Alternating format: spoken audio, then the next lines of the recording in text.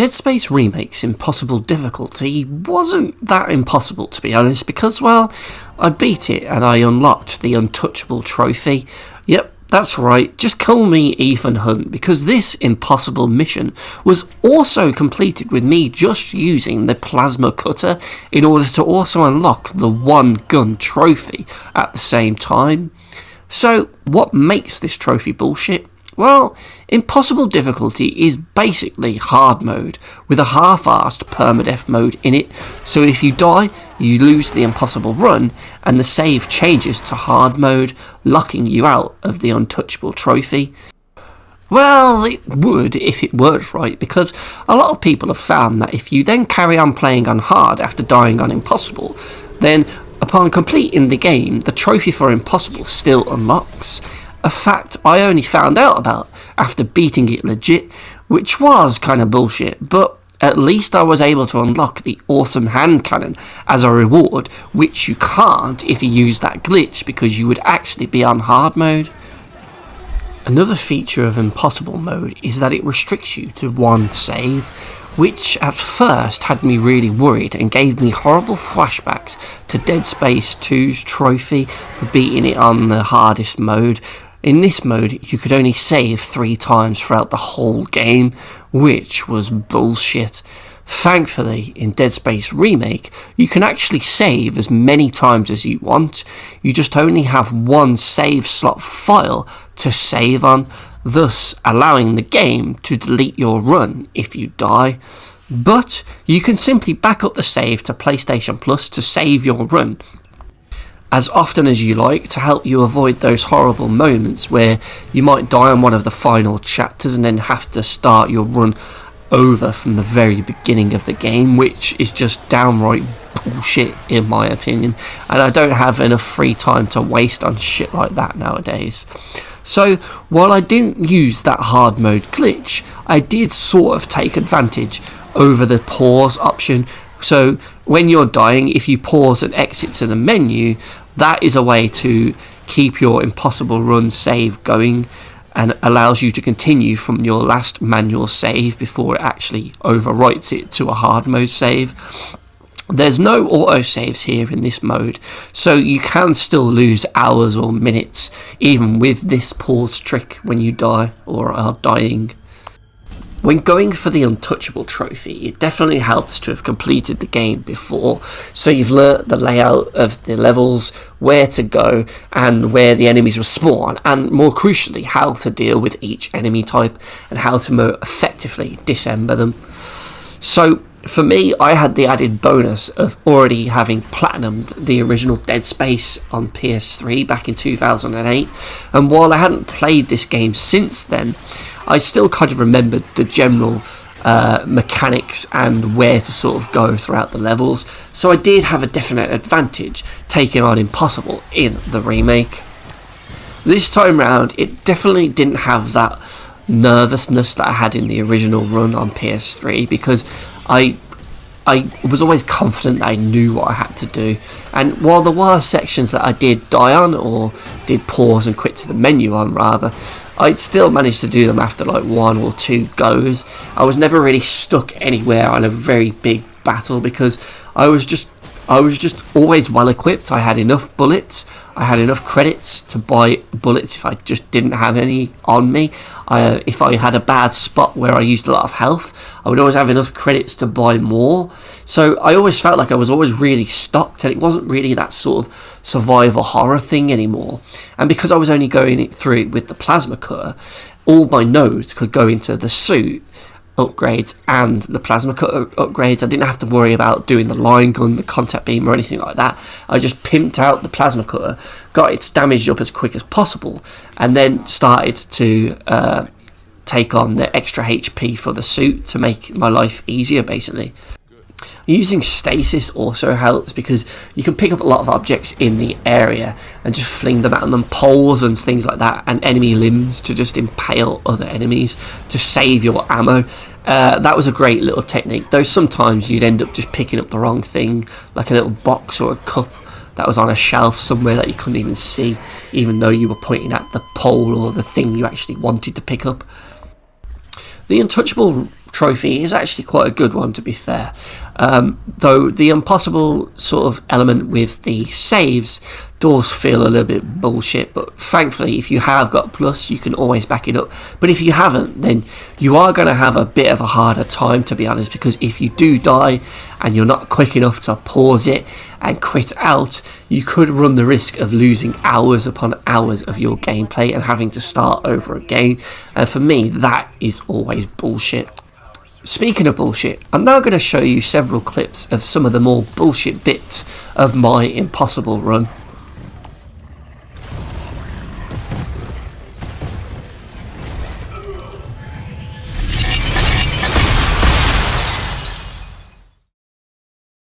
Yep, that's right. The game froze at this point and came up with the error message and just completely closed the app.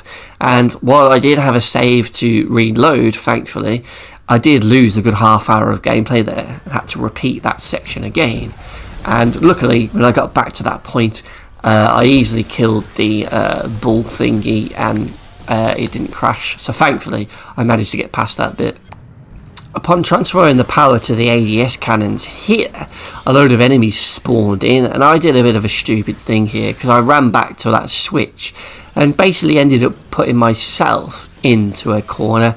So I basically dead-ended myself, and every enemy in the area just rushed in, and well, they just overwhelmed me, which resulted in a death and a restart.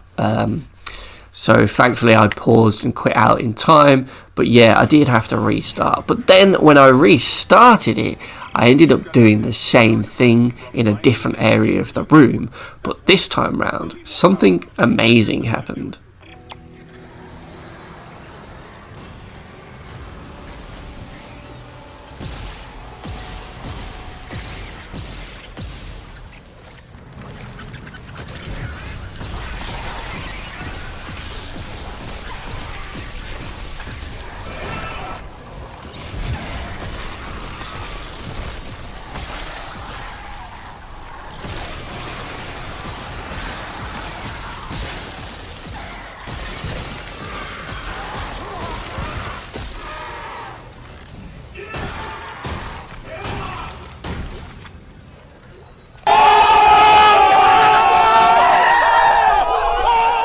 I got so lucky there to not even take a single hit throughout all of that onslaught.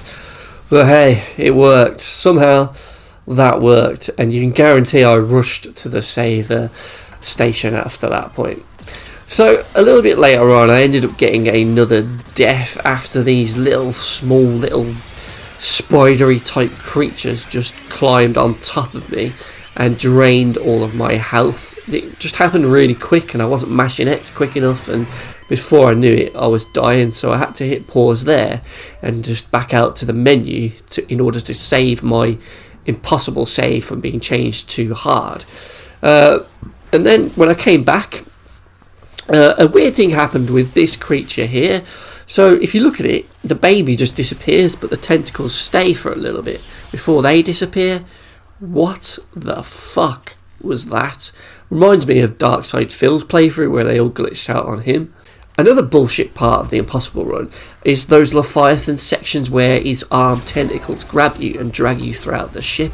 If you don't shoot the glowing sack to destroy the arm quick enough, the Leviathan can just kill you outright, and these just felt like really bullshit QTE deaths, and I really didn't like them.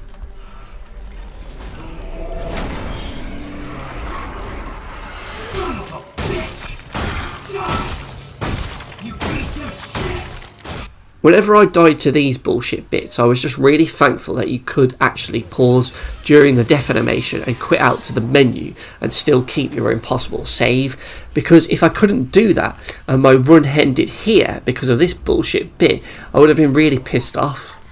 So after taking a train to the hydroponics area, I had another bullshit bit with the asteroid when you need to plant the SOS beacon on it and then detach all the things from the tethers to launch the asteroid out, because there was a bullshit death here with these metal plate things that rotate around the asteroid. So I thought I was clear here, but then as I'm trying to line up the timing to go out, I ended up getting clipped on the foot of it, and it just killed me. But thankfully I could pause it and again, avoid losing my impossible run to that bullshit. So with Dead Space Remake, they seem to put a random element into the rooms. Sometimes the lights might be on, sometimes they might be off. Sometimes when you go into a room or go back to a room, it might spawn enemies, and these enemies are also random.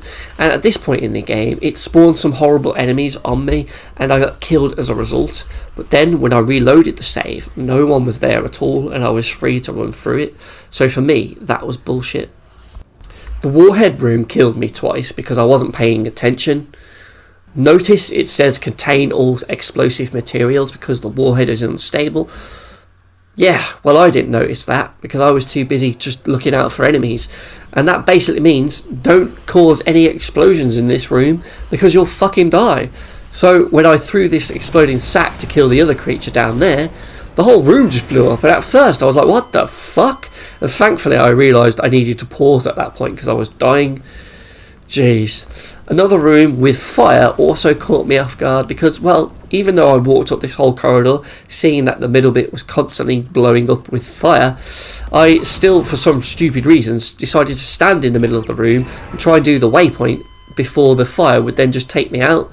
Thank God for the pause option, as I really wouldn't have made it through with this trophy.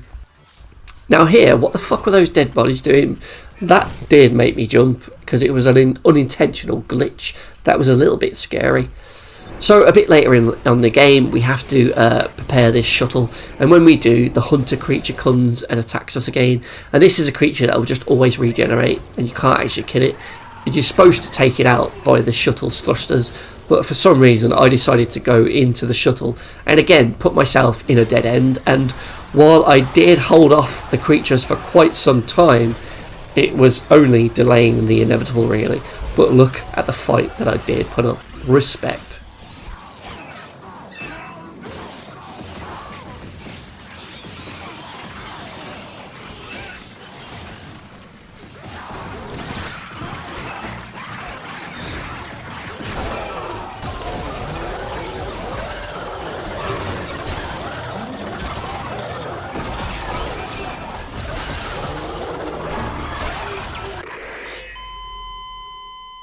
While not a impossible difficulty specific thing, these fuckers on the walls that spit out those tentacles were a right pain in the arse to fight, and I never enjoy fighting them on any difficulty. So towards the end of the game, you have to move the marker through the Ishimura in order to put it on a shuttle, and when you're doing this, a load of enemies attack you in this room.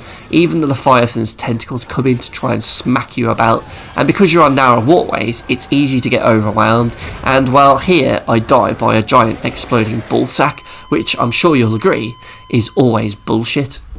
So a bit later on, when I finally got the marker to the shuttle, I was presented with a point of no return.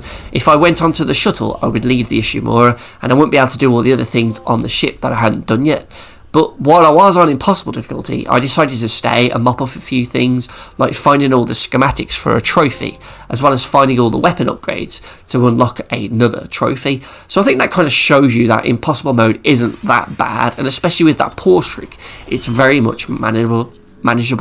Though there was a bullshit moment where I was using one of the workbenches and this enemy just fucking attacks me. That is just some serious shit.